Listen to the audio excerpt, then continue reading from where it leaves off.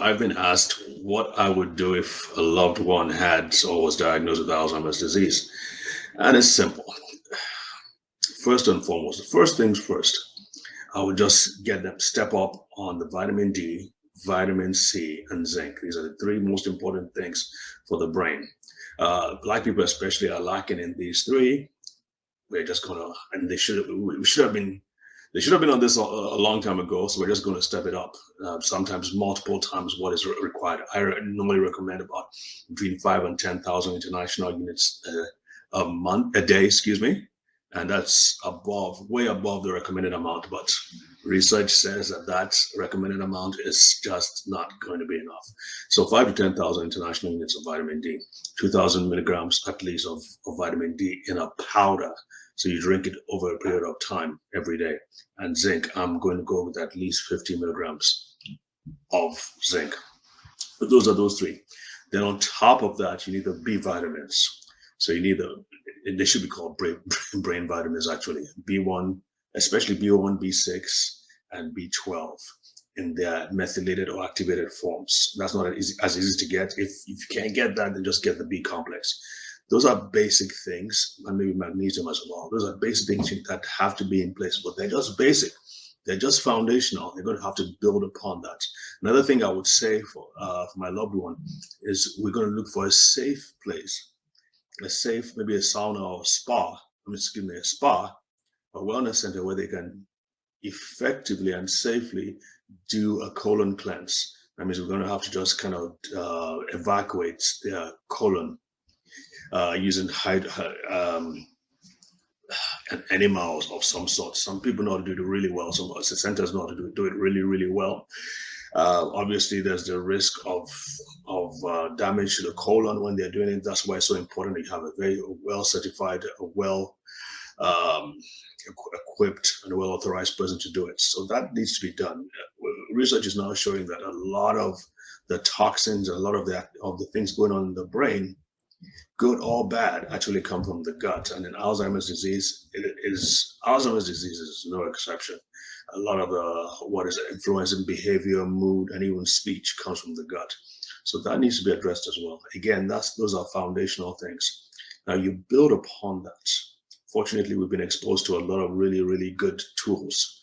You want to take some very powerful antioxidants in collaboration with a very powerful anti-inflammatory. We use omega-3, high dose, high purity, high concentration omega-3s, along with an NRF2. We don't need to remember that, but that's a very powerful kind of antioxidant that helps to boost glutathione levels. Glutathione is your body's main intracellular antioxidant. So that combination is super important. On top of that, you want to give them you're going to strengthen their immune system. There are specific brands of supplements containing ace-mannan, which is the active ingredient in the aloe vera plant, that will be very, very useful in helping to strengthen the immune system. There's a lot of research now showing that a healthy immune system leads to a healthy brain. The immune system actually helps in cognition and helps in brain repair and brain development. We didn't know this before. Now we're beginning to find out. So it's really important. We also, and then it gets a little bit more nuanced as we go along.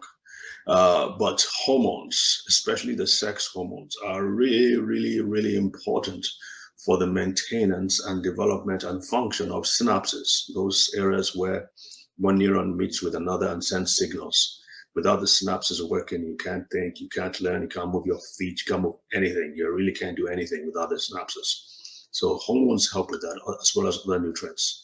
In addition, we would also talk about actively detoxifying. We've talked about the gut cleanse, but there's also the toxins that are buried deep in whether it's in your brain or the parts of your body, like heavy metals like mercury and lead, and those things that are kind of like being deposited and accumulated over the years.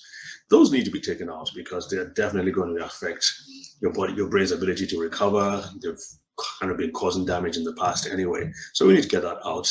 And then the seventh aspect of, well, I didn't really start counting them, but the seventh aspect, what we do is specifically targeted on the cells themselves. In the final analysis, it's about energy in the brain cells. If the brain cells aren't getting nourishment, if they're not getting the energy they need, they're going to shrivel, they're going to die, they'll not be able to perform the functions that they need to perform. As a matter of fact, there are cells that are already sort of kind of dead to all intents and purposes. I think they called brain dead, pretty much. Senescent cells. Senescent? I think senescent. Senescent cells that are dead, they're just there. They're dead, but they haven't been removed. They're just occupying space. You need to take them out of the way, and also you want to ensure that the other brain cells are having the energy that they need to work and do their work.